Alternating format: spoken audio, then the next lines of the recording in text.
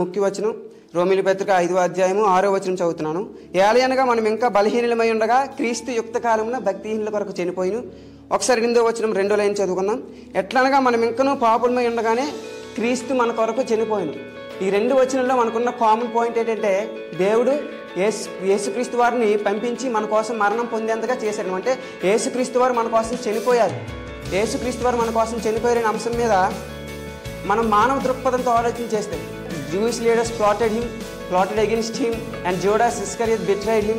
Herod and Pilate were tried him, and Roman soldiers were executed him. We know as a human beings, ఒక మానవ దృక్పథంతో అలా ఆలోచించడం కరెక్టే. కానీ ఒక క్రైస్తవ విశ్వాసిగా మనం ఎప్పుడు మానవ దృక్పథంతో ఆలోచన చేయకూడదు.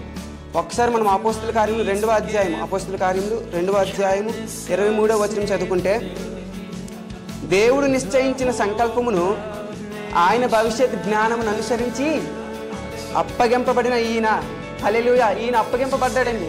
కానీ ఏ విధంగా దేవుడు నిశ్చయించాడు దీన్ని. దేవుడు యేసుక్రీస్తు వారు అప్పగింపబడాలి, ఆయన మరణం పొందాలి అని ముందే దేవుడు ఏం చేశాడంటే నిశ్చయించాడు. దేవుని యొక్క ఈ సంకల్పం ఏంటంటే ఈయన మరణం పొందాలని. ఎందుకంటే ఆయనకు భవిష్యత్తు తెలుసు కాబట్టి భవిష్యత్ జ్ఞానం అనుసరించి ఆయన నిశ్చయించాడు ఈ సంకల్పాన్ని. కానీ మనం ఒక విశ్వాసంగా తెలుసుకోవాల్సింది ఏంటంటే ఆయన మరణం ముందుగానే నిశ్చయించబడింది అనేసి మనం తెలుసుకోవాలి.